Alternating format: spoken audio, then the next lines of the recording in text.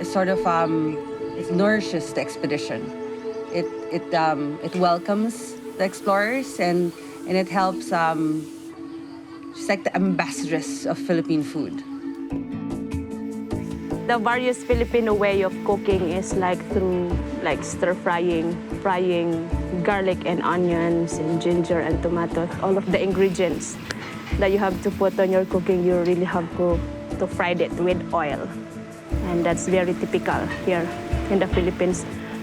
And Filipino food also it's not just like by cooking for someone or like 2 to 3 people. It's like for massive, like a fiesta, for everybody.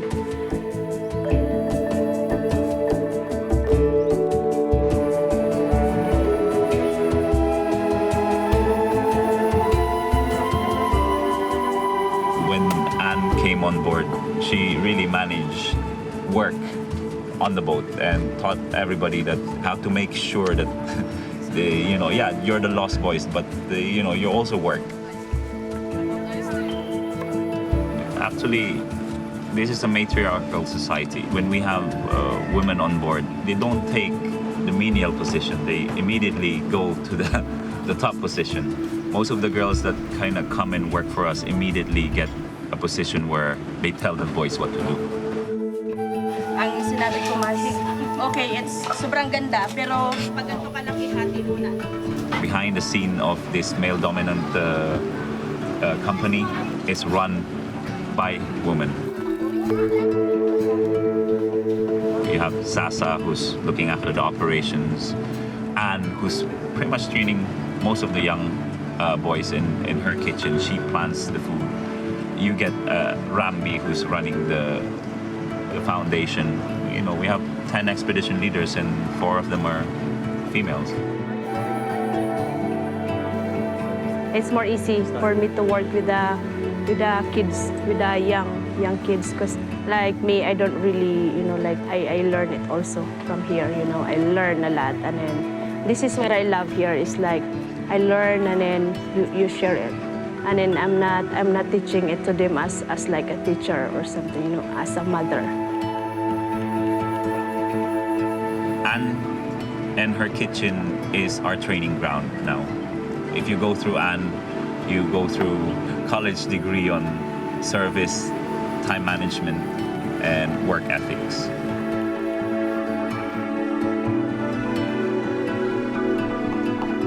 All of the young beginners from the islands should be trained at, because the kitchen, I suppose, is where you learn time management. Time management is not really the strong point of the islanders. Service and talking to the guests. They cannot escape. They cannot just hide from the guests. They have to serve the guests eye to eye.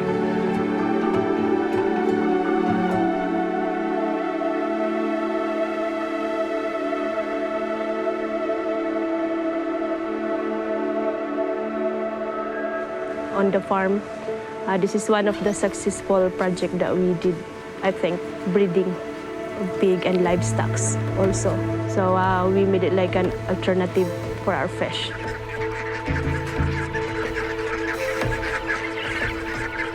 The Tao farm is part of this dream to create food security. Initially, it was about planting things that weren't available in the markets that our guests were more familiar with. But then later, we realized that that planting lettuce and carrots wasn't something, and cabbage wasn't something that was for island agriculture.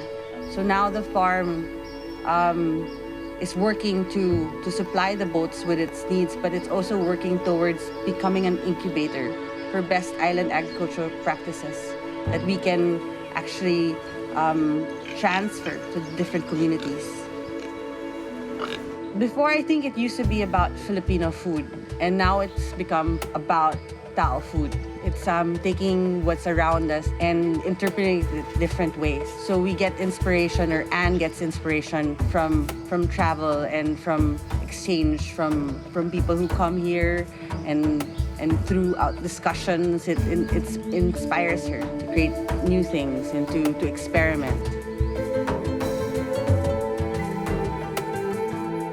Everybody Everybody develops their skills here. It's not just like frying fish and rice. Here is a lot of improvising, mixing stuff.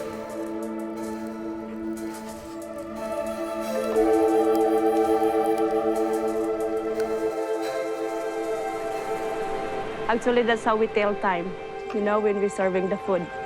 Because in the Philippines, the time is like when the sun is rise and then once the sun is down. We can tell the time on when Filipino get, feel starved and hungry. So this is the main kitchen, and my name is Anne, by the way. Hi, Anne. Hello. So where we are now is the main camp, the heart and soul of Tao. So this kitchen, we prepare this table in front of everybody so you can see from chopping garlic to the onion, to the salad, to your starters on how we cook it. Because this is our privilege to show you guys how we grow your food and how we prepare your food. And also a privilege for you to try what you haven't tried yet.